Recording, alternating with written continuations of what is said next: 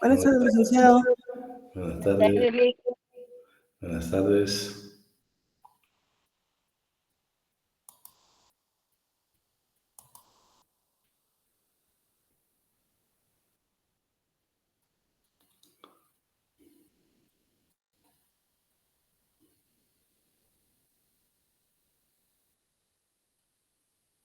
Bueno, vamos a dar inicio a la clase y vamos a seguir hablando de los sindicatos. Algo que nos quedó pendiente, por ejemplo, en lo que estábamos analizando el código, era precisamente los objetivos, el estudio, mejoramiento, protección de los intereses económicos y sociales comunes de sus afiliados, procurar el mejoramiento de las condiciones de trabajo de sus afiliados, crear, administrar o subvencionar servicios de auxilio mediante obras de utilidad común, desarrollar proyectos de consumo, autogestión para sus afiliados, lograr acercamiento y fraternidad entre sus afiliados, luchar por el cumplimiento y mejoramiento de la legislación del trabajo. Estos son objetivos generales. Es luchar por todos los medios, evitar la explotación de los trabajadores y el buen uso y manejo de los recursos naturales. Su régimen disciplinario. Vean, esto no lo van a encontrar ustedes en el código, sino que está en los estatutos. Miren, los estatutos actualmente, el Ministerio de Trabajo, pues hace algún tiempo, ya es buena libertad. Antes tenían ellos precisamente un documento base que por ahí pues nosotros podíamos arreglar los estatutos. Yo me quedé con el documento base porque vamos a variar. En todo caso, tenemos que estudiar los estatutos de un sindicato en concreto, pero para no hacerlo así, pues nos vamos a quedar con este documento base para efectos de examen. Cuando ustedes lean los estatutos, hoy mismo si ustedes ingresan a los estatutos del sindicato de la universidad, se dan cuenta que va a variar mucho.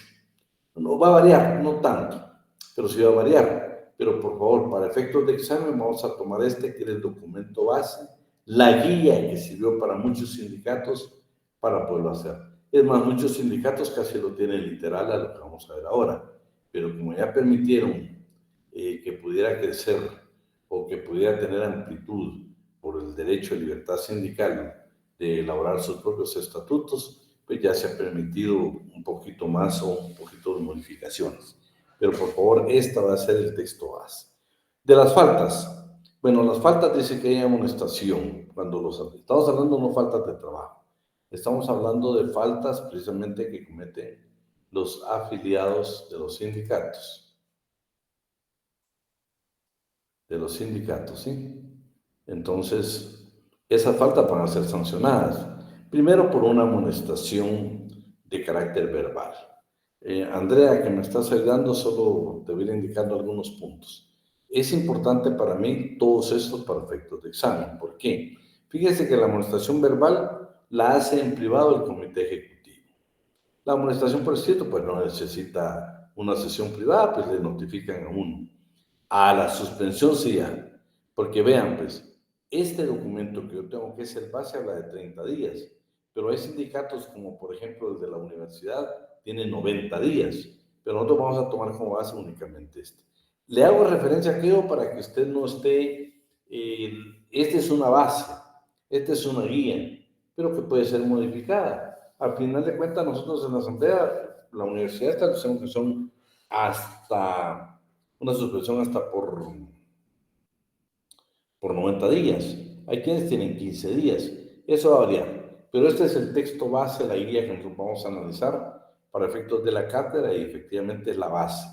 Que vamos a encontrar modificaciones y todo va a ser normal para que usted no se extrañe al encontrarlas. Entonces, vamos a tener que la suspensión de sus derechos en el documento guía es hasta 30 días. Está la destitución del cargo del comité ejecutivo, consejo consultivo o cualquier comisión. Y la expulsión de un sindicato. La expulsión de un sindicato. Entonces, la amonestación, ¿qué puede ser ¿por qué nos pueden amonestar a nosotros? Nos pueden amonestar que no presentarnos tarde con regularidad a las sesiones de las asambleas generales, si somos miembros del comité ejecutivo o bien el consejo consultivo. Cuando siendo afiliados, dejemos de asistir a estas sesiones sin causa justificada. Una es que lleguemos tarde, otra es que no nos presentemos en forma periódica hasta 3 sesiones. Y están las demás que están establecidas, pero para efectos de examen nos interesan las que están ahí de color verde. De la suspensión, ¿por qué nos pueden suspender? Bueno, nos pueden suspender porque somos reincidentes en faltas sindicales leves. Fíjese qué interesante porque hay estatutos como el de la universidad que ya tienen una definición, qué son faltas leves y qué son faltas graves. Pero nada más para poder incorporar sería buenísimo. Pero en el texto base nos vamos a quedar nada más con faltas leves. Dejar de pagar dos cuotas sindicales, dejan de pagar 2 cuotas sindicales 2 veces consecutivas sin causa justificada, por calumniar a los miembros de los órganos del sindicato, por negarse sin causa justificada a desempeñar cargos de comisiones que hayan sido asignadas. Este motivo para que nos suspendan. Bueno, pero este tiene un procedimiento, vean el procedimiento que se tiene. El comité ejecutivo convoca una asamblea general. Esta asamblea va a nombrar un comité de disciplina integrado por 3 miembros. Esto va a dar un debido proceso, que es citar al trabajador afiliado que infringió o cometió la falta, lo van a escuchar, le van a leer los cargos, pero no van a leer los cargos, luego lo van a escuchar, van a ver las pruebas de descargo, si hay testigos los van a escuchar, y después de todo eso van a emitir un dictamen, ya sea absolviendo o condenando al afiliado. Y eso va a ser a través, lo van a plasmar en un acta. El siguiente paso, viene el comité ejecutivo y recibe ese dictamen, absolviendo o bien condenando al afiliado.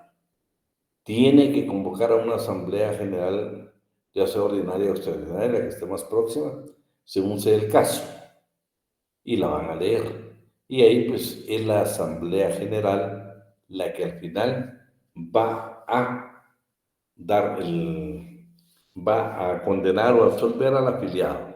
Y si lo condena, pues la suspensión puede ser o no puede ser mayor a 30 días. Como digo, esto va a variar ya en algunas otras, pero estamos hablando del texto base. Las destituciones, bueno, aquí se pueden destituir a trabajadores que estaban en comisiones o bien en los comités de un comité ejecutivo o de un consejo consultivo.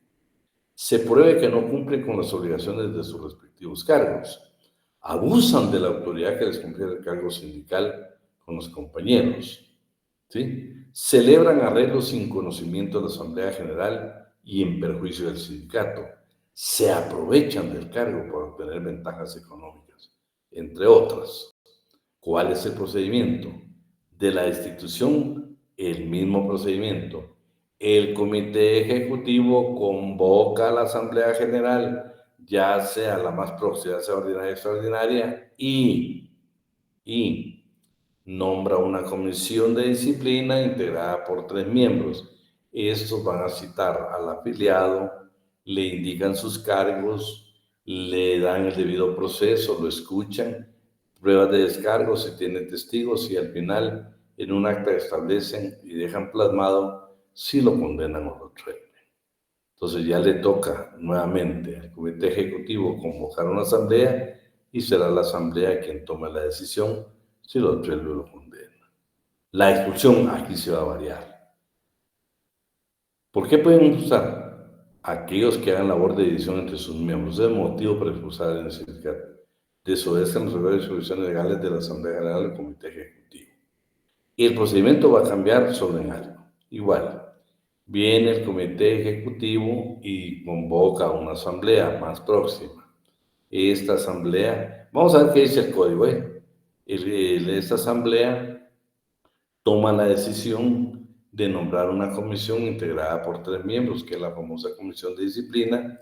Esta va a leer sus cargos al afiliado, lo va a escuchar testigos y al final en un acta deja plasmado si lo absuelve o lo condena. ¿Pero qué va a variar? Vean, recibiendo el dictamen, el comité ejecutivo debe convocar a una sesión ordinaria o extraordinaria. La asamblea, según sea el caso, deben de leerla.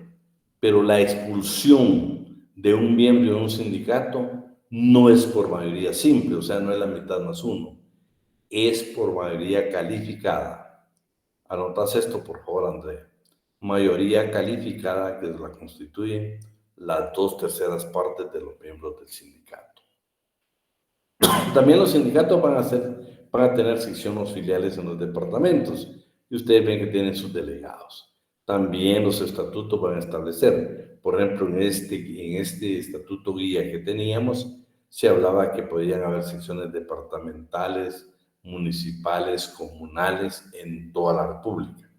Por eso ustedes ven que los sindicatos grandes tienen precisamente representantes en todos los departamentos, a veces en sus municipios o bien inclusive en aldeas, las cuales podrán integrarse con un mínimo de 20 afiliados y deben reunir los mismos estatutos o lo que establezcan, pero los requisitos que establezcan los estatutos.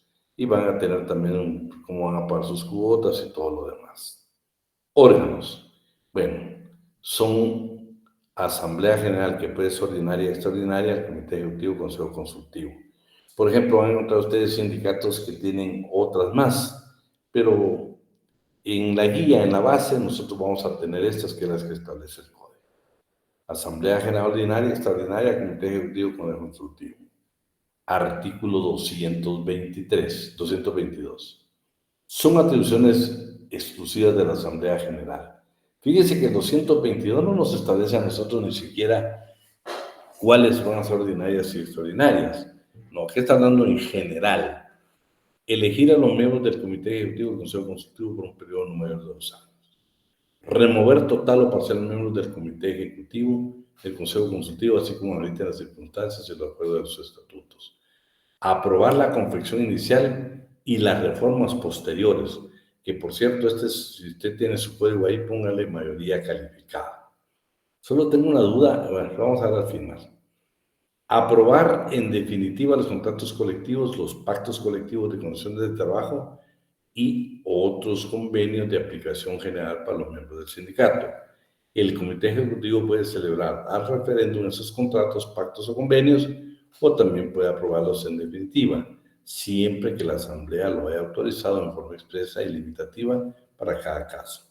Fijar las cuotas extraordinarias, decidir la huelga, acordar una fusión, aprobar y improbar proyectos de presupuesto, aprobar o improbar rendición de cuentas, autorizar toda clase de inversiones mayores de 100 quetzales, acordar con las 2/3 partes de sus miembros la expulsión de aquellos asociados que sean acreedores a ella. Si se dan cuenta, esta ya es una mayoría calificada. Cualesquiera otras que expresamente le cumplieran los estatutos, las resoluciones relativas a asuntos contemplados en el deberán acordarse con voto favorable de la mitad más uno.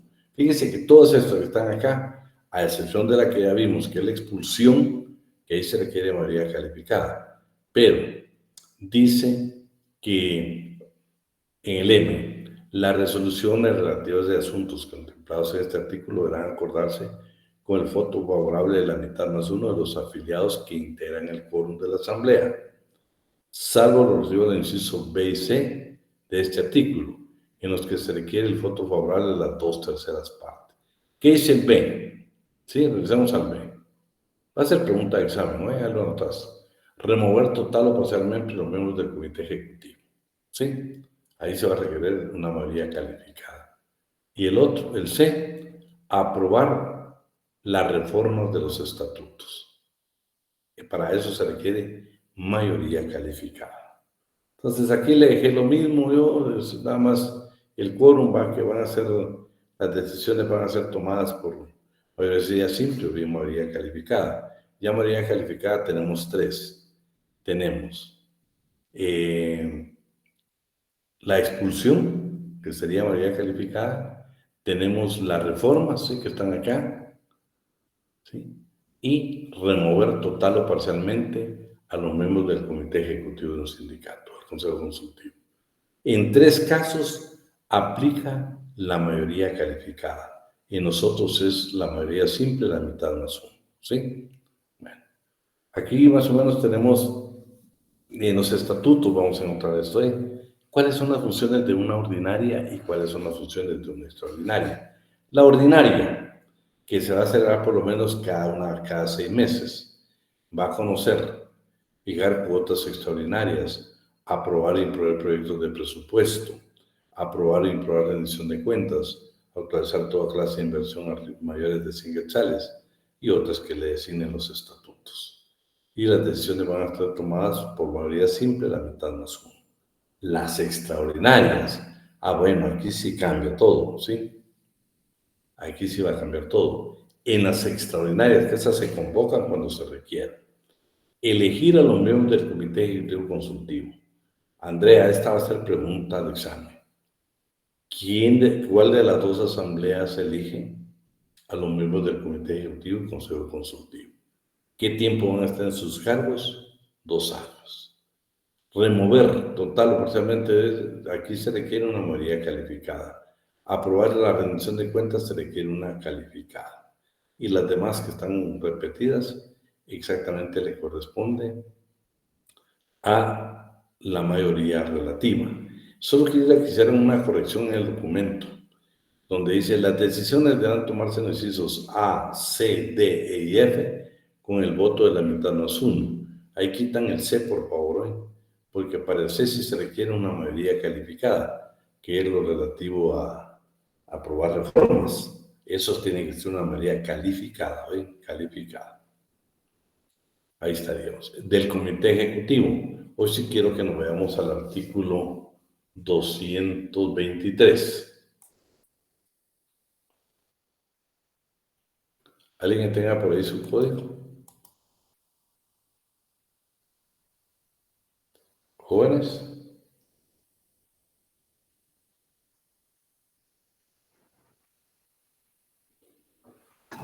Yo lo tengo, Lick. No, ya no.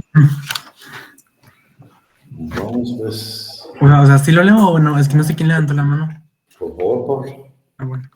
Y vean, pues, ¿estás por ahí, Andrea? Sí, va. Para que veas.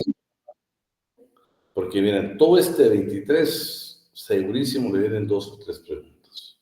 Esta es una base que tiene del Comité Ejecutivo.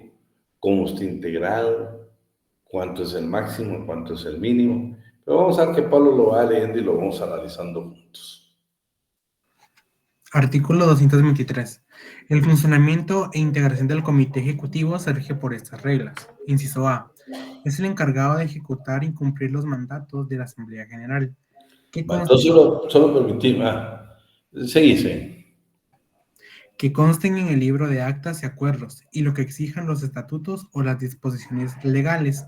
Sus funciones son en consecuencia puramente ejecutivas y no le dan derecho a sus miembros para arrogarse atribuciones que no les hayan sido conferidas. Bueno, yo quiero que subrayemos ahí en su código donde dice que las funciones del Comité Ejecutivo son puramente ejecutivas. Estamos en el inciso A. Ahí dice puramente ejecutivas. ¿Por qué? Porque vamos a ver que las del del Consejo Consultivo son puramente asesoras. Las ejecutivas le corresponden al Comité Ejecutivo. Vamos con el B. Inciso B. Sus miembros deben ser guatemaltecos de origen y trabajadores de la empresa o empresas. Cuando se trate del sindicato de las mismas, de la profesión, oficio o actividad económica que corresponda. En caso de sindicatos gremiales o independientes, la falta de alguno de los requisitos implica la inmediata cesación en el cargo. Inciso número C. Inciso C. El número de sus miembros no puede exceder de 9, ni ser menor de 3. Eso lo subraya. Yo pienso segurísimo hacer pregunta. Voy a hacer una pregunta de examen. Pero quiero regresar a otra pregunta de examen. Se la voy a hacer así la pregunta. Usted me la contesta. Ya lo habíamos platicado una vez, pero quiero ver cómo estamos. Vamos a poner Luis Pablo López. Es salvadoreño. ¿Puede ser miembro del Comité Ejecutivo? ¿Qué dice? Lo vimos el último día de clases. De acuerdo al artículo de la Constitución que se considera guatemaltecos, se les puede considerar como, si son como residentes, los centroamericanos que cumplan con el proceso legal, ¿verdad? Para nacionalizarse, pueden... Bueno, entonces para que... Sí, Pablo, me parece. La vamos a poner más simple para que Andrea la note. Si un examen le preguntara, Luis Pablo José López es salvadoreño, trabaja en la empresa, ¿puede ser miembro del comité ejecutivo, consejo consultivo? No. Ahora si yo le pregunto, Luis Pablo José López es salvadoreño, escúchenme, y cumplió con los requisitos que establece el artículo 145. O sea, ¿y su estatus migratorio en Guatemala es legal? Así lo voy a preguntar mejor. Luis Pablo José López es de origen salvadoreño, pero cumple con el estatus legal migratorio en Guatemala. ¿Puede ser miembro del sindicato? Claro que sí, porque cumplió con los requisitos del 145, 144, 145 de la Constitución Política de la República de Guatemala. ¿Sí? Bueno, anotamos entonces, el número no puede ser ni exceder de 9, ni ser menor de 3. Ya nos vamos a dar cuenta que si son menor de 3, es motivo de solución. Vamos con el inciso D. Inciso D. Los miembros del comité ejecutivo gozan de inamovilidad en el trabajo que desempeñan durante todo el tiempo que duren sus mandatos y hasta 12 meses después de haber cesado el desempeño de los mismos. Dichos miembros no podrán ser despedidos durante el referido periodo, a menos que incurran en causa justa de despido, debidamente demostrada por el patrono en juicio ordinario ante tribunal de trabajo competente. El beneficio que establece en este inciso corresponde igualmente a todos los miembros del Comité Ejecutivo Provisional de un sindicato en vías de organización. Para tener derecho al mismo, deben de dar aviso de su elección a la Inspección General de Trabajo, gozando a partir de tal momento de ese privilegio. Inciso E. Espérate. Este tiene, Andrea, anotalo todo. 23, inciso D. Aquí hay en un montón de preguntas, imagínate. Primero, el tiempo que gozan de inamovilidad durante uno de sus cargos y hasta 12 meses después. 2, ¿sí? Pueden ser removidos, pero por justa causa de despido. O sea, tiene que estar en el 77, ¿no? Y para eso el patrono debe de acudir a un juicio ordinario, no a un incidente, sino a un juicio ordinario. Es la excepción que ellos tienen, para que en todos casos es incidente. Pero el privilegio que tienen el Comité Ejecutivo Consejo Consultivo es precisamente que es a través de un juicio ordinario laboral ante un juzgado de trabajo y previsión social. 2. También los miembros del Comité Ejecutivo Profesional gozan de inamovilidad, ¿sí?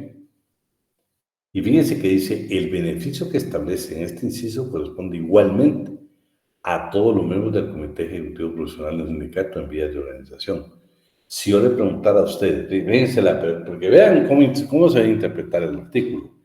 El beneficio que se establece en este inciso corresponde igualmente a los miembros del Comité Ejecutivo Profesional. ¿Qué significa eso? Significa de que también gozan hasta 12 meses después de haber cesado en el desempeño de su cargo. Sí, ahí lo dice, solo es de interpretarlo. ¿Y qué requisito deben de cumplir para gozar de ese derecho? Dar aviso a la Inspección General de Trabajo. Imagínense cuánta pregunta hay. El siguiente, por favor, Luis. Inciso E. El conjunto de sus miembros tiene la representación legal del sindicato, y la misma se aprueba con certificación expedida por la Dirección General de Trabajo. Sin embargo, el Comité Ejecutivo puede acordar por mayoría de las 2/3 partes del total de sus miembros delegar tal representación en uno o varios de ellos, para todo o para asuntos determinados, pero en todo caso con duración limitada. Dicha delegación es revocable en cualquier momento y su revocación se aprueba mediante certificación del acuerdo respectivo, firmado por la mayoría absoluta de los miembros del Comité Ejecutivo y por el jefe de la Dirección General de Trabajo, o en su defecto por un inspector de trabajo. Ni los comités ejecutivos ni sus miembros integrantes como tales pueden delegar la representación del sindicato en todo o en parte, ni sus atribuciones a terceras personas, por medio de mandatos o en cualquier forma. Ahora va la pregunta, pero vamos a ver. Pero como para que todos participen, pues, ya quieren que yo los apoye, pero no participan. Vamos a ver, pues. ¿Quién me contesta? ¿Quién es el representante legal de un sindicato?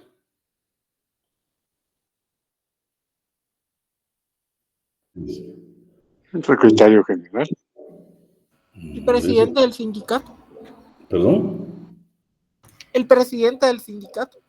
No, no es presidente, Erika. Aquí únicamente estamos con secretario. Secretario general, pienso yo, licenciado Vidán. Raúl, ¿quién más? Sí. ¿Qué dice Pablo? Yo, Ujú. pues yo también pensaría lo mismo que Raúl, el secretario. Vale, pone mucha atención a esto, porque es exactamente lo que Raúl y que Pablo afirman, aún Erika afirma, pues tiene lógica, pero aquí la lógica la perdemos. Miren qué dice el inciso que le dio lectura a aquel. ¿Sí? ¿Qué dice cómo comienza el inciso de Luis? Despacito. El conjunto de sus miembros tiene la representación legal del sindicato. Hasta ahí dejar. La totalidad o el comité ejecutivo de un sindicato es el que tiene la representación legal de un sindicato. ¿Que la puede delegar? Ah, bueno, eso sí lo dice, pero la puede delegar de uno o varios miembros del comité ejecutivo. Pero si no la delega, la regla general, y pregunta de examen segurísima, es quién es el representante legal de un sindicato. El comité ejecutivo en pleno. ¿Estamos? No nos perdemos con eso. Raúl, ¿estamos ahí? Estamos. Muy bien. Y Raúl, ¿sabes por qué te lo digo? Porque mira lo que dice Len. Estamos hablando del comité ejecutivo. El conjunto de sus miembros tiene la representación legal del sindicato. Todos tenemos la idea general que como a quien oímos dar declaraciones, a quien oímos estar en los pactos colectivos, a quien escuchamos en las marchas, a quien es al secretario general. Pero por favor, legalmente le corresponde a la totalidad de los miembros del comité ejecutivo. Claro, sí lo pueden delegar, pueden delegar. O sea, disculpe, Lick, sería como organismo colegiado, me imagino, algo así. Organismo colegiado. Fíjate lo interesante, Raúl, que todos tienen representación, y es más, si te diste cuenta, ahí, inclusive ahí dice ustedes cómo van a acreditar. ¿Cómo dice que se va a acreditar? Mira, pues. Y dice, y se revocará, y su revocación se prueba mediante certificación. Dicha, bueno, no permitime, es que ya hasta aquí está. Mira, pues dice, el conjunto de sus miembros tiene la representación legal del sindicato, y la misma se prueba ¿con qué? Con la certificación extendida o expedida por la Dirección General de Trabajo.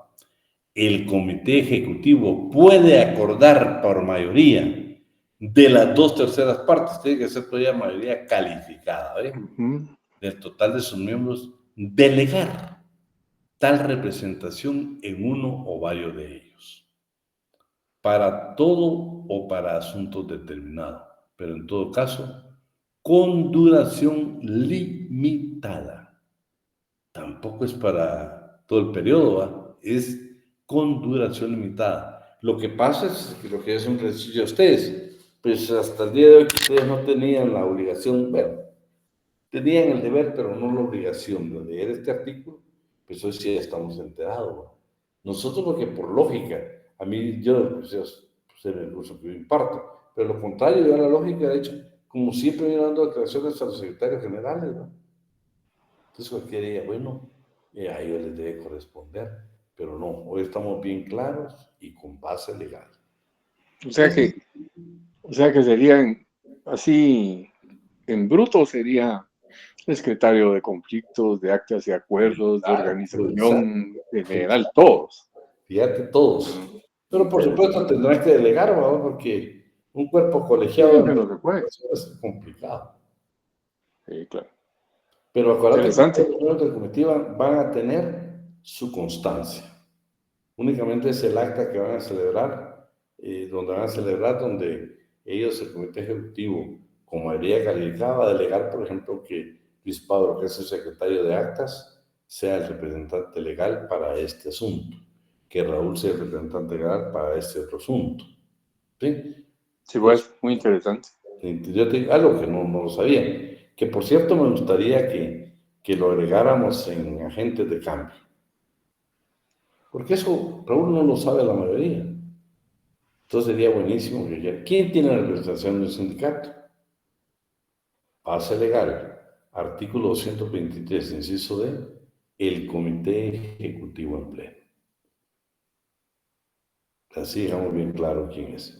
Vamos con el siguiente, por favor. Muy bien. Pablo. Bueno, inciso F. Las obligaciones civiles contraídas por el comité ejecutivo en nombre del sindicato obligado a este, siempre que aquellos hayan actuado dentro de sus atribuciones legales. Inciso G. Es responsable para con el sindicato y para con terceras personas en los mismos términos en que lo son los mandatarios en el derecho común. Esta responsabilidad es solidaria entre todos los miembros del comité ejecutivo, a menos que conste fehacientemente en el libro de actas que alguno de ellos, en el caso de que se trate, emitió su voto en contrario. Inciso H. Puede representar judicial o extrajudicialmente a cada uno de los miembros del sindicato en la defensa de sus intereses individuales de carácter económico y social, siempre que dichos miembros lo soliciten expresamente. Inciso I. Está obligado a rendir a la Asamblea General, por lo menos cada 6 meses, cuenta completa y justificada de la administración de los fondos y remitir copia del respectivo informe, firmada por todos sus miembros a la Dirección General de Trabajo, así como de los documentos o comprobantes que lo acompañen. Igualmente debe transcribir al mismo departamento la resolución que dicte la Asamblea General sobre la rendición de cuentas, todo dentro de los 3 días siguientes a la fecha de aquella. Fíjese que, bueno, por favor, Raúl, ten en cuenta este 223, porque te lo voy a preguntar cuando hablamos de la disolución, el inciso C y el inciso I. ¿Sí? Pero lo demás son cosas que ya tenemos agregado. Algo que sí quiero decirles de que si el comité ejecutivo por algunas circunstancias está inactivo o desaparece, la ley permite, o los estatutos de los elementos de los sindicatos permiten, solo permítanme que ya ratos que quiere estar pidiendo ingresar, pero no podía. Permiten que 10 afiliados puedan convocar a una asamblea, ya sea ordinaria, asamblea general extraordinaria o extraordinaria. Muchas veces pueden caer inactivos los miembros del comité ejecutivo por diferentes motivos, Vamos a ver unas secretarías, Aquí va a variar. Allá, por ejemplo, la universidad tiene Secretaría de Deportes, Secretaría de la Juventud, tiene Secretaría, creo que de Ambiente, hay otra Secretaría de Comunicación, pero que es la guía, el texto base, que tenía, porque digo que el Ministerio ya no lo tiene, que lo tenía, este es el que nos va a servir a nosotros para que de aquí vamos a partir y poder hacer nuestros mejores estatutos. Sí. Una pregunta. Tengo bueno, sí es duda, pero porque probablemente no me ha quedado claro. O sea, yo sí entiendo bien el 145 de la Constitución y que el guatemalteco de origen, porque fuimos de la Federación Centroamericana, de aquí a Costa Rica y etcétera. Pero el asunto es que el inciso B dice guatemaltecos de origen.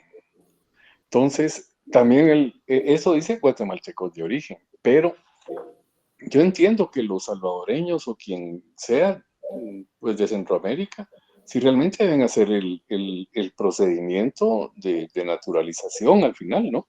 Claro. Ajá. O sea, No es tanto el estatus legal, porque no. usted dijo que podría hacer la pregunta con estatus legal, pero lo que pasa es que el estatus legal, pues, es el estatus legal, ¿verdad? Migratorio. Pero para mí sí debe ser ya con su, así como dirían ellos, con la cartilla y Y aparte ya, o sea, pagando impuestos y todo, toda una vida normal de guatemalteco. Claro, claro. Entonces, Mira, pues eso del estatus legal era lo que me quedaba así un poco. sí, lo que pasa cuando les hablo de estatutos legales es de que cumplieron con todos los requisitos. Lo que pasa es que el 144 y 145 de la Constitución te exigen requisitos, Ajá, porque de lo contrario no se puede.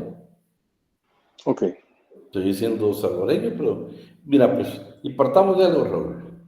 sí, Solo desde el momento que necesitas trabajo, tienes que cumplir con un estatus. O claro. sea, eso es extranjero. Tenés que pedir el permiso extranjero para poder trabajar. Por eso es importante que cuando uno tiene clientes que son de origen centroamericano, mejor primero hacer todo el trámite migratorio para que ellos estén legalmente en el país. ¿Sí? Ahora, Porque cuando usted finalizó de redactar la posible pregunta, decía miembro del sindicato. Pero sí, eso, miembro del sindicato incluye ser miembro ordinario del sindicato o también mira, una del vez, comité ejecutivo. si, si es miembro del sindicato, pues tendría que tener su estatus legal. Ajá, Debería estar bien. Pero, y fíjense que lo podemos probar algo bien sencillo. Si usted va a El Salvador, usted no es salvadoreño por ir a El Salvador. no, Si un salvadoreño está aquí en Guatemala, no es guatemalteco por estar acá. Y fíjate que tan sencillo, Raúl.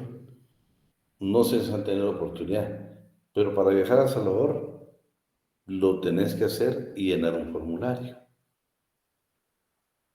Sí, como centroamericano están teniendo un formulario, pero tu estatus mientras estés en El Salvador es como un permiso oficial que el gobierno de El Salvador te lo está dando para que estés allá determinado tiempo, pero tu estatus migratorio no es de salvadoreño. Igual, sí, igual el C no sé qué, ellos tienen un nombre ahí, pero bueno, dejémoslo ahí como dice Raúl. Tienen que cumplir con los requisitos de ley para poder optar y ser miembro del comité. ok, muy Vean, amable, gracias. la regla, la regla general es que debemos de tener un secretario general, una organización, uno de trabajo, uno de conflictos, uno de finanzas, uno de actas, una secretaría de la mujer, y como les digo, ahora los estatutos que están libres, hay otros sin número de secretarías. Pero veamos, por ejemplo, qué es el comité ejecutivo. Entonces, el comité ejecutivo ya tenemos, este es lo mismo que está el código, si yo se lo bajara ahí para efectos de que usted lo pueda leer, ¿va? ¿Sí? Y que aquí yo no le hablo del departamento administrativo, sino le hablo de la Dirección General de Trabajo. ¿Sí? Eso está también en el código, no lo vamos a repetir nuevamente, ¿sí? El comité ejecutivo es responsable para con el sindicato y para con terceras personas entre los términos. Aquí creo que vamos a dejar. El comité ejecutivo, esto sí no está en el código. El comité ejecutivo es responsable de la conservación de los bienes del sindicato y de su estado, de dar cuenta a la Asamblea General al finalizar su periodo por medio de la Secretaría de Finanzas.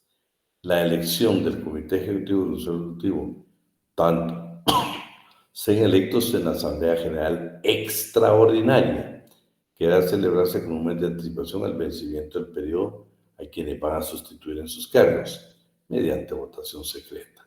El comité ejecutivo debe reunirse ordinariamente por lo menos una vez al mes y extraordinariamente cuando así lo requiera. ¿Qué obligaciones tiene el secretario? Vamos a pedirle, ¿quién más nos ayuda ahí?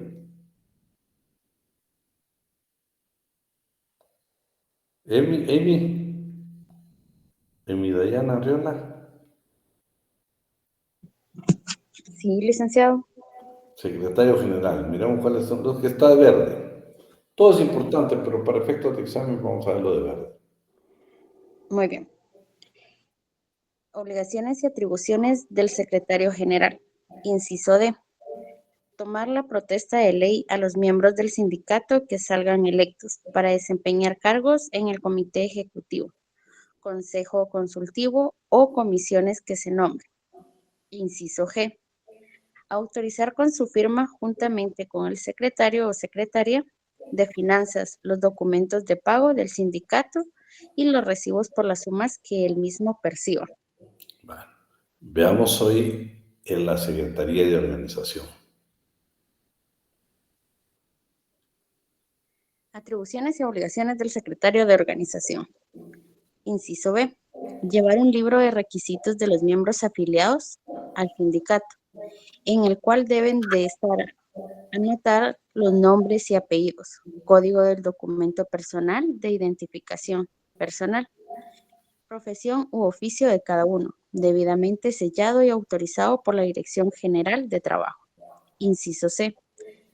Procurar el ingreso de nuevos miembros al sindicato, sin usar la violencia o la coacción.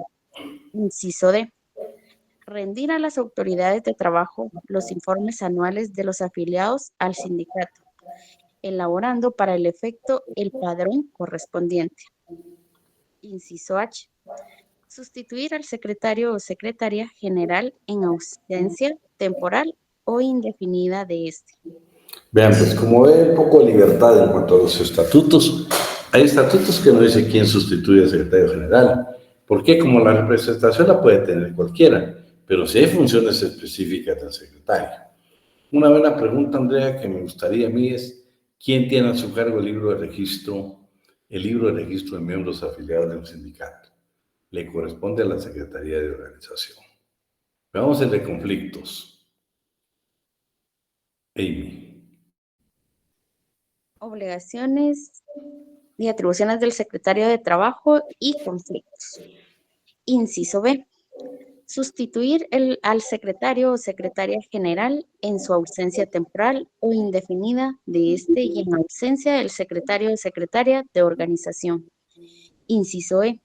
Estudiar y conocer el Código de Trabajo y leyes de prevención social y instruir y orientar a los afiliados sobre la legislación de sus derechos y obligaciones. Inciso G. En unión del secretario o secretaria general, firmar los manifiestos y boletines de prensa que se relacionen con los conflictos de los trabajadores afiliados. Y Ahí está, espérate. Solo vamos a hacerlo ahí. El de trabajo y el de acta, el de conflictos, viene usted. Bueno, primero, en ausencia del general, el de organización, él va a asumir.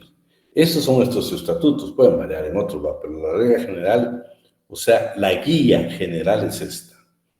Pero fíjese que ley se lo subrayó que dice estudiar y conocer el Código de Trabajo y leyes de previsión social.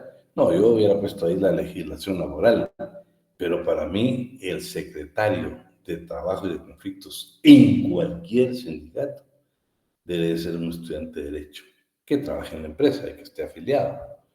Porque qué mejor ustedes como nosotros como estudiantes, conocer la legislación laboral.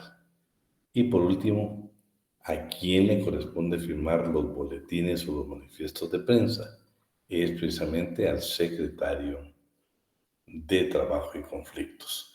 Que fíjense que la universidad, por ejemplo, el sindicato, si ustedes ingresan a la página del Sindicato de Trabajadores de la Universidad, ellos tienen una secretaría de comunicación. Por eso va a variar un poco, pero para efectos de examen vamos a tomar esta guía. Veamos el de finanzas, por favor, Amy. atribuciones y obligaciones del secretario o secretaria de finanzas. Inciso B.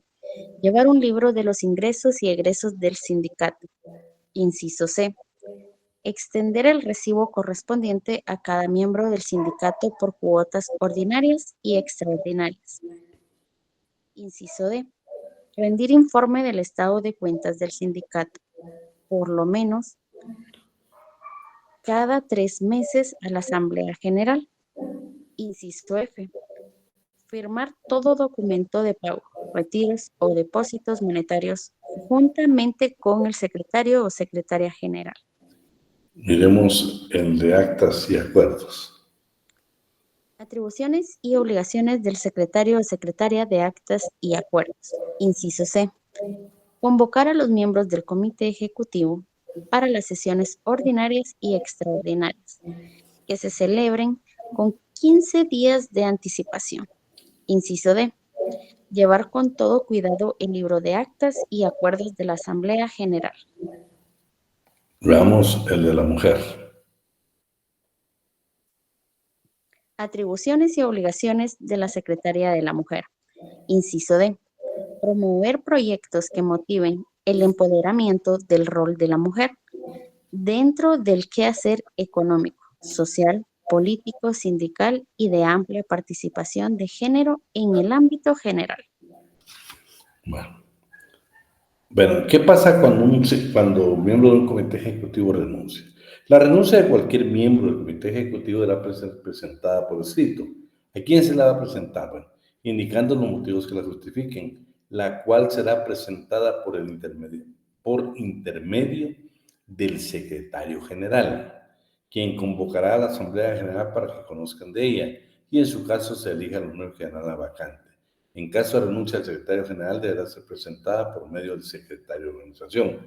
Y en todo caso de renuncia, ya sea de un miembro del comité ejecutivo, consejo consultivo, o bien de un afiliado, tendrá que ser aceptada 3 días después de su presentación, a menos que su retirada dentro de ese plazo, bueno, a menos que retire la renuncia en ese plazo. El comité deberá comunicarlo por escrito a la Dirección General de Trabajo para que modifiquen los registros respectivos. Procedimiento de impugnación de elecciones. Los miembros integrantes de las planillas que participen en elecciones para integrar el comité ejecutivo y consejo consultivo, así como uno u otro grupo de miembros de las bases del sindicato, podrán impugnar las elecciones sindicales ante el comité ejecutivo dentro de las 48 horas siguientes a la celebración de la Asamblea General Extraordinaria, en la cual se llevó a cabo la elección, debiendo al comité ejecutivo conocer el caso o casos y resolver dentro de las 62 horas siguientes, declarando con o sin lugar la impugnación.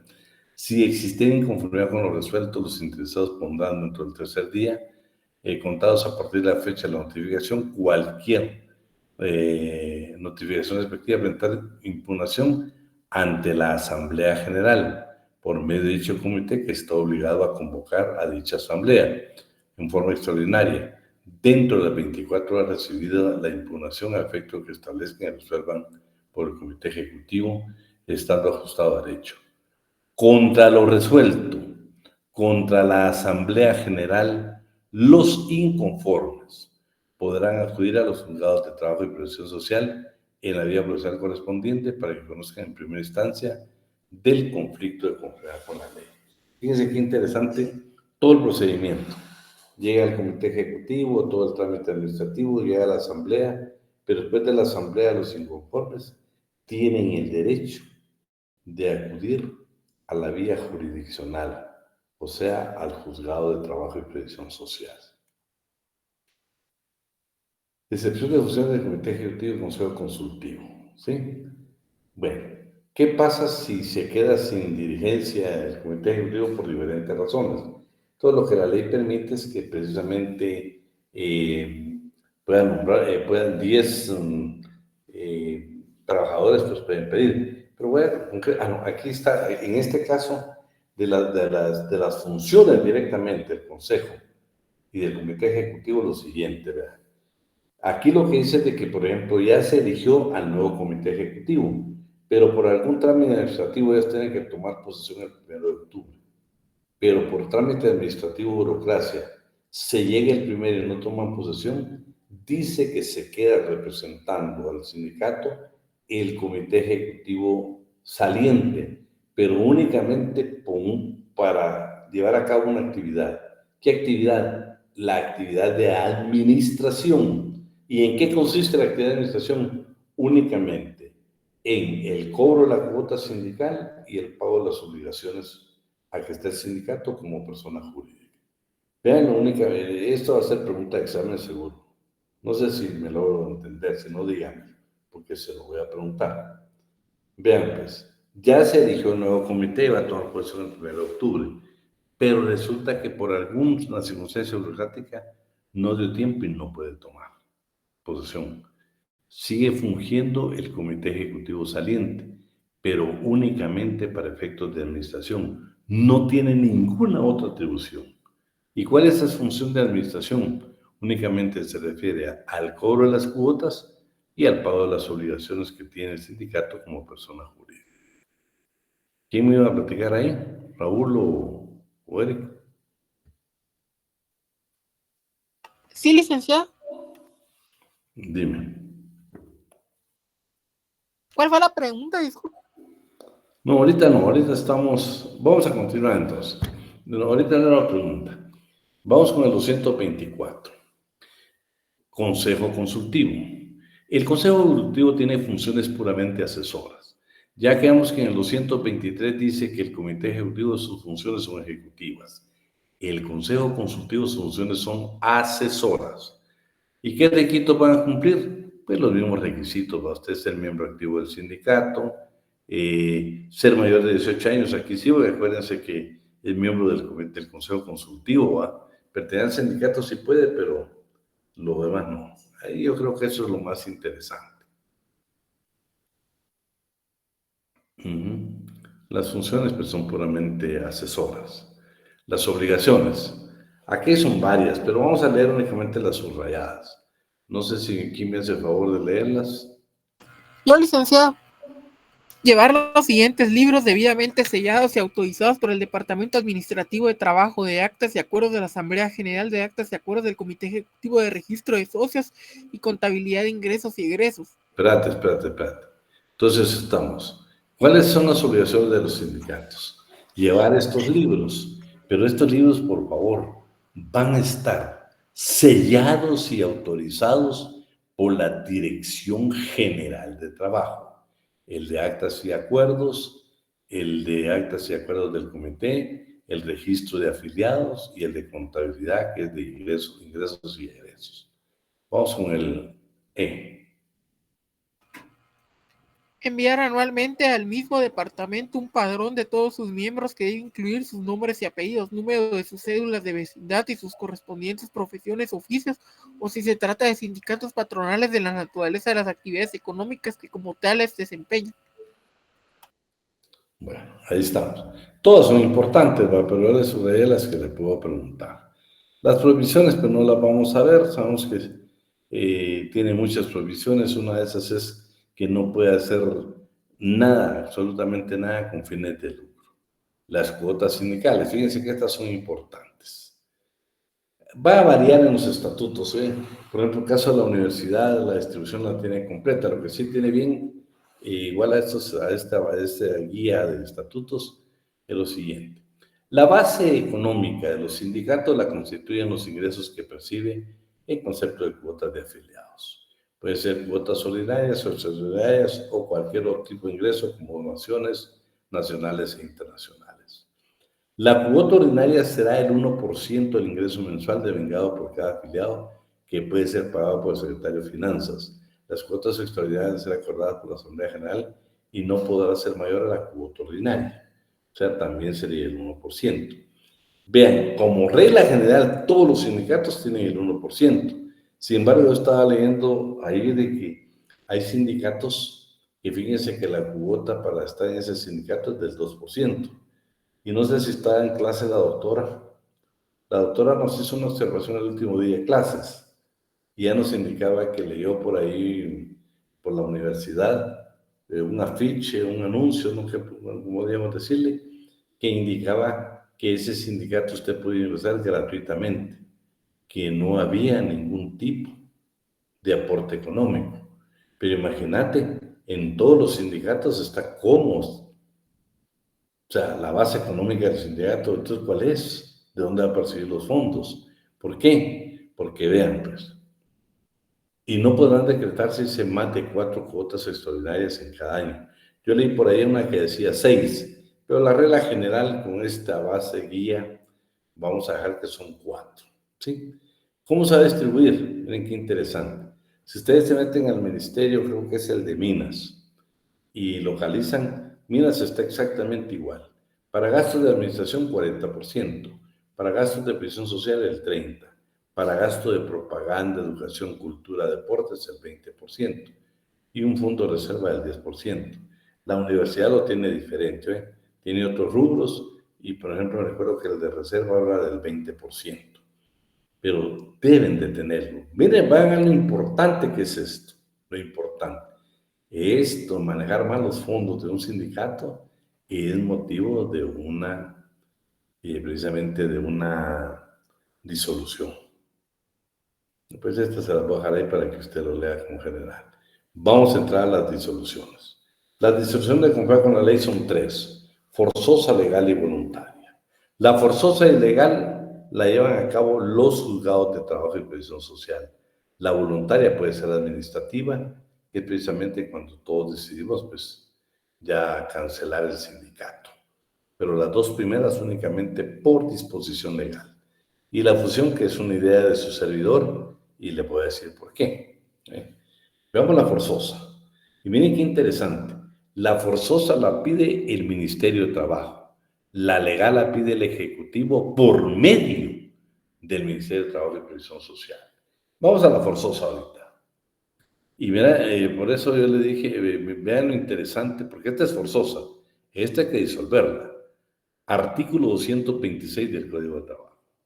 A instancia del Ministerio de Trabajo y Previsión Social, los tribunales, solo los tribunales pueden hacer la forzosa de Trabajo y Previsión Social, deben declarar disueltos los sindicatos a quienes se les compruebe o lo pruebe en juicio, que ponen en el servicio de intereses extranjeros contrarios a los de Guatemala, que inician o fomentan luchas religiosas o raciales, que mantienen actividades antagónicas al régimen democrático que establece la Constitución, que obedecen consignas de carácter internacional contrarias a dicho régimen o que en alguna otra forma violen la disposición del artículo 206 que les ordena conectar sus actividades a fomento, protección, intereses económicos y sociales comunes a sus miembros. No quieren que sea nada ideológico un sindicato porque si no le aplican la disolución forzosa. Que ejerzan el comercio o la industria con ánimo de lucro o que utilicen directamente o por medio de otra persona beneficios de su personalidad jurídica.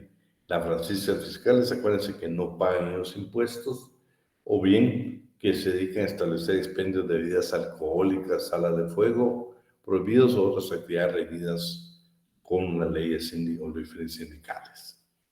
Y por último, que usan violencia manifiesta sobre otras personas para obligarlas a ingresar a ellos o para impedirles su legítimo trabajo, o que fomenten actos delictuosos contra personas o propiedades, o que maliciosamente suministren datos falsos a las autoridades de trabajo. En estos casos se prevé este último inciso que a salvo la acción de cualquier predicado para la acción penal. Entonces ya quedamos que esta es forzosa, a instancia del Ministerio de Trabajo y Previsión Social. La legal, la legal es el Ejecutivo por conducto del Ministerio de Trabajo y Previsión Social y siempre va a resolver un sindicato.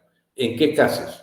Cuando tenga un número de asociados inferior al mínimo legal, que no sean 20 en casos de los trabajadores, sino que sean 19.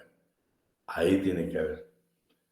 Cuando no cumplan unas obligaciones del artículo 225. Estas son obligaciones que están bien claras. Pero le dije que por favor a Raúl que me guardara esto del 223. Cuando no se ajusten los dispuestos del inciso C o I del artículo 223. Veamos qué es el C y el I del 223. ¿Dónde tienes tu código, Raúl?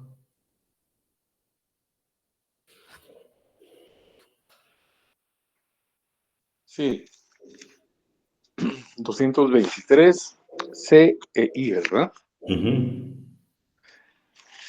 C. El número de sus miembros no puede exceder de 9 ni ser menor de 3. Bueno, eso, espérate. Significa que si incumplimos con esa parte, puede pedir al Ejecutivo que se disuelva el sindicato. Si no cumplimos de 9 o 3. ¿Y el I qué dice? El I. Esta obligación a rendir a la Asamblea General, por lo menos cada 6 meses, cuenta completa y justificada de la administración de los fondos y remitir copia del respectivo informe, firmada por todos los miembros a la Dirección General de Trabajo, así como de los documentos o comprobantes que lo acompañen. Igualmente, debe transcribir al mismo departamento la resolución que dicte la Asamblea General sobre la rendición de cuentas, todo dentro de los 3 días siguientes a la fecha de aquella. Bueno, Esos son los motivos por los que debe hacer la disolución legal, ¿sí? Si yo le preguntaba a ustedes en el examen que un sindicato tiene 19 miembros, ¿qué clase de disolución procede? Legal, forzosa, voluntaria. Bueno, también le pudiera preguntar, ¿qué requisito previo se requiere para que sea la disolución legal? Es el último párrafo del 227. En todos estos casos. O sea, que tengamos menos del número de miembros del comité ejecutivo, que tengamos 19 miembros en el sindicato, que no rindamos cuentas. Entonces dice que hay un requisito previo, que es precisamente la intervención de la Inspección General de Trabajo para que le formule apercibimientos por escrito al sindicato y le va a dar un plazo improrrogable de 15 días para que los cumpla. Si los cumple, ya no es motivo de solución. Recuerda, está cumpliendo requisitos de carácter legal, por ejemplo, 19 miembros. La voluntaria, vean, aquí sí no se requiere la intervención del juzgado. Aquí es algo administrativo que lo hace directamente la Dirección General de Trabajo. Le voy a pedir favor a Amy Dayana. Léete el 228, por favor. Artículo 228, Código de Trabajo. Los sindicatos pueden acordar su disolución cuando así lo resuelvan las 2/3 partes del total de sus miembros. En este caso, la disolución debe ser comunicada por el Comité Ejecutivo al Departamento Administrativo de Trabajo, junto con una copia del acta en que se acordó la disolución, debidamente firmada por todos sus miembros. En cuanto ese departamento reciba dichos documentos, debe ordenar la publicación de un resumen del acta por 3 veces consecutivas en el diario oficial. Y si después de 15 días contados a partir de la aparición del último aviso no surge oposición o reclamación, debe proceder sin más trámite a hacer la cancelación respectiva. Bueno, bien, pues entonces, aquí ese es un trámite netamente administrativo, pero primero, para disolverla tiene que ser, debe acordarla una asamblea general y debe constar de las 2/3 partes, o sea, una mayoría calificada. Y luego, pues, el trámite que tiene que hacer ante la Dirección General de Trabajo, las publicaciones que hay que hacer y en qué tiempo procede, ¿sí? Solo tengo dudas si leímos el 228 ustedes y 229.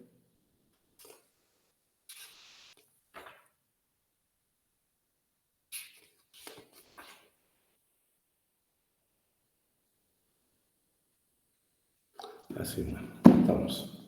Creo que no. Sí, no, ahorita vamos con el 229. La fusión. Vean, pues, se lo agregué porque a mí me gusta que usted interprete. Solo todos los tratadistas, el mismo código solo habla de 3. La forzosa, la legal y la voluntaria. ¿Por qué agregué la fusión? Porque si usted interpreta el artículo, sí se da la cancelación. ¿Por qué? O sea, sí se procede a la disolución del sindicato, porque lo dice el mismo artículo. Vea lo que dice el 232. 2 o más sindicatos, imaginemos que sean 2, de la misma naturaleza, pueden fusionarse para formar uno solo. Ahí estamos de acuerdo.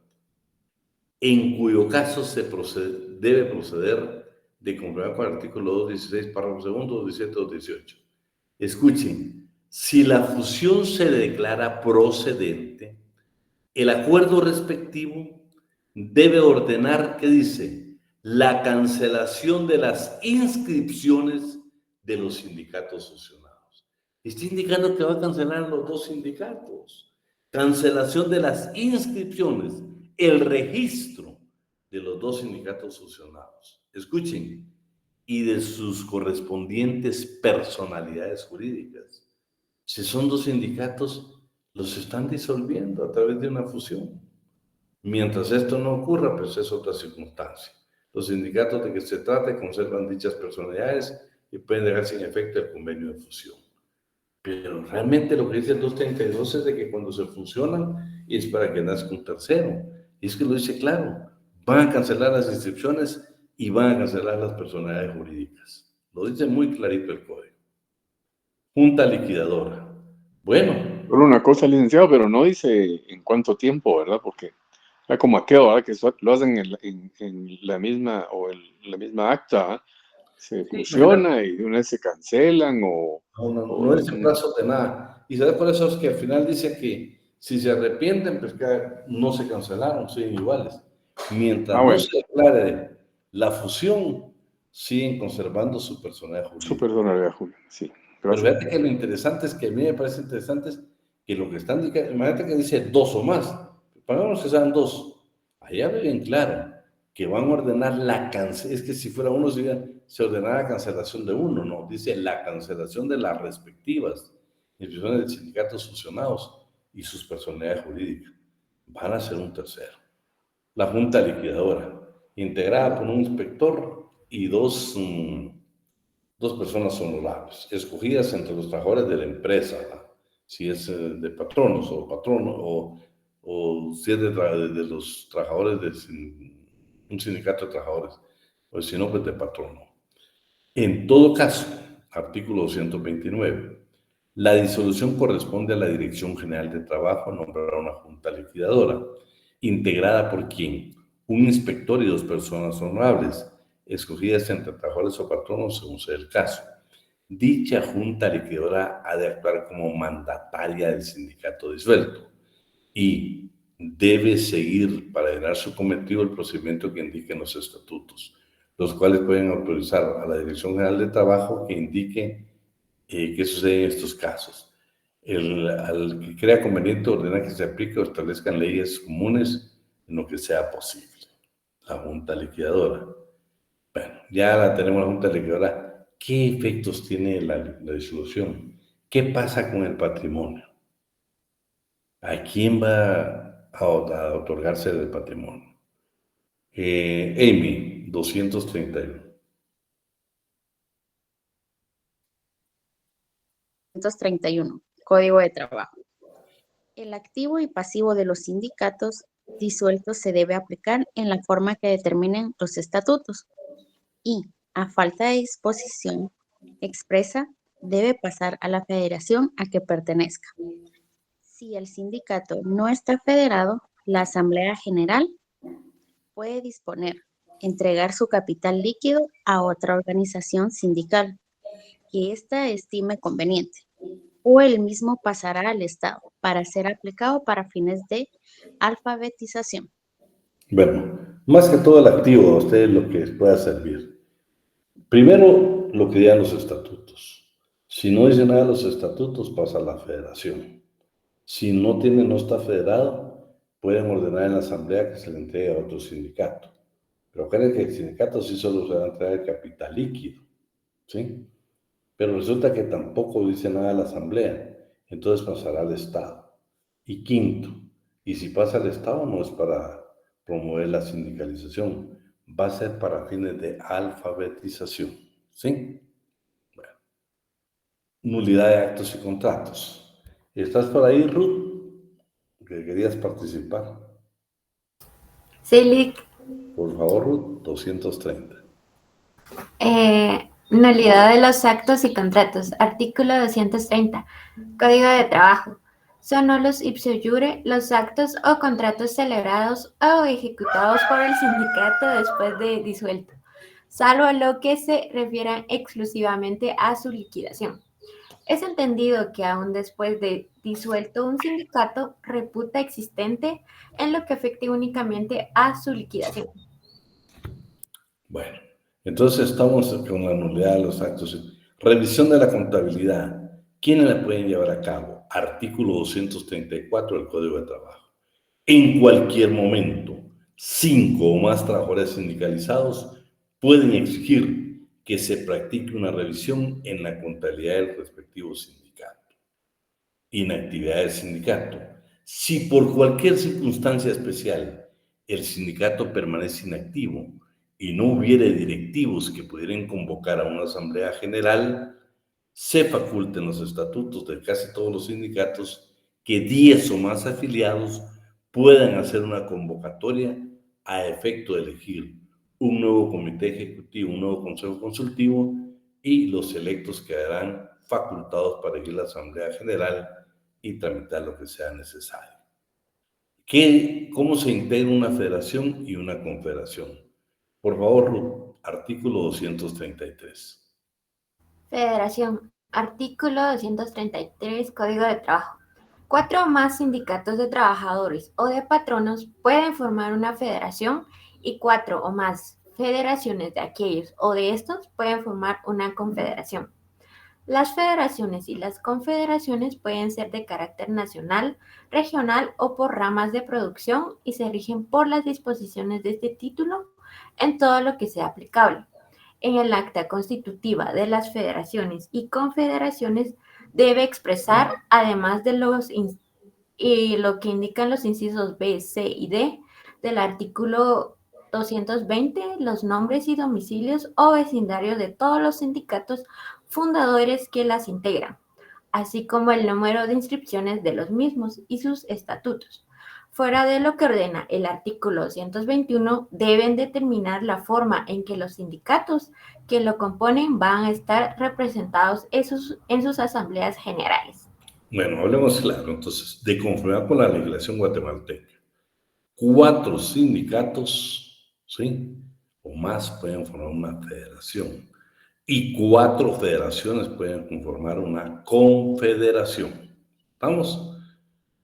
4 sindicatos, una federación, 4 federaciones, una confederación. Y por último, que esta, todo va a ser preguntas de examen, mi amiga Andrea, pero esta sí anotámela porque es la base legal. Si se dieron cuenta, en ningún artículo habla el derecho que tiene la federación, la confederación o el sindicato de pertenecer a una organización internacional de trabajo. Entonces, si el código no lo dice, ¿cómo vamos a hacer? Pues, como hablan tanto del bloque de constitucionalidad, no, bloque convencional de aplicación de la ley, que son los convenios para ustedes. Pero también hablamos nosotros muchos de la legislación laboral. Ya vimos nosotros, los que estuvieron el semestre pasado con nosotros, que también los tratados y convenios ratificados por Guatemala constituyen garantías mínimas para la clase trabajadora. Entonces, los convenios y tratados internacionales ratificados por Guatemala son legislación laboral vigente en Guatemala. Si yo le indicara a usted cuál es el fundamento legal para que una confederación de trabajadores de Guatemala, de sindicatos, o una confederación de federaciones de sindicatos en Guatemala pertenezca a una organización internacional, es el convenio 87 de la Organización Internacional del Trabajo, que habla sobre la libertad sindical y protección del derecho de sindicación, en su artículo número 5.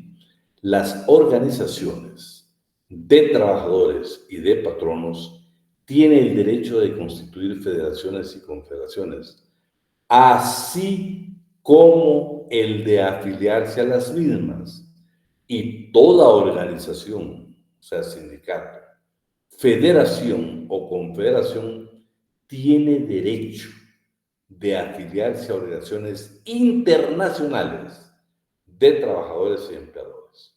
Si le pregunto le voy a preguntar el fundamento legal, que es el convenio 87 de la Organización Internacional del Trabajo. ¿Lo anotas, por favor, Andrea? Bueno, jóvenes. Lo vamos a dejar ahí porque la próxima clase vamos a ver ya lo que son los organismos paralelos al sindicalismo, que precisamente vamos a hablar ahí de las entidades solidaristas que nacen precisamente en Costa Rica. Vamos a dejar la clase del día de hoy por ahí para que nos vemos el día viernes. Quiero que sigamos trabajando el proyecto de agentes de cambio. Las preguntas, quiero decir, es que hoy estoy por tomar la decisión si vienen 15 preguntas falso y verdadero y 20 preguntas de selección múltiple y 5 puntos del trabajo.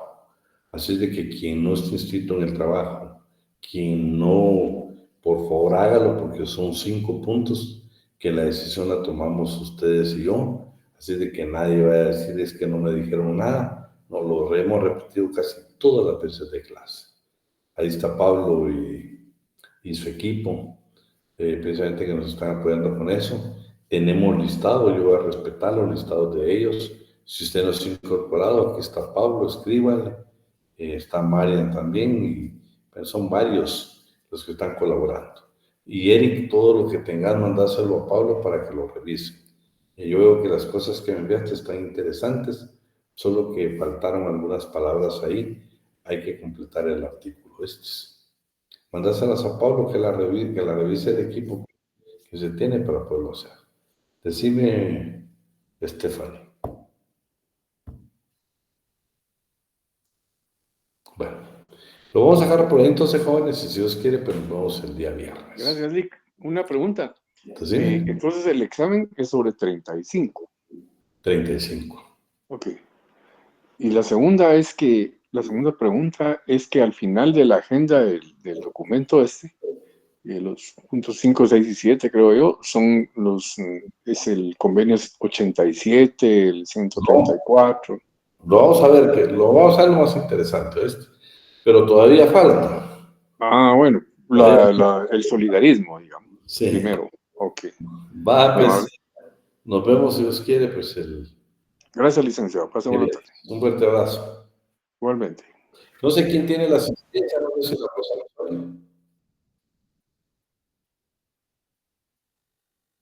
Feliz tarde, licenciado. Feliz tarde, Lick. Bueno. Feliz tarde. Feliz tarde, Lick. Adiós.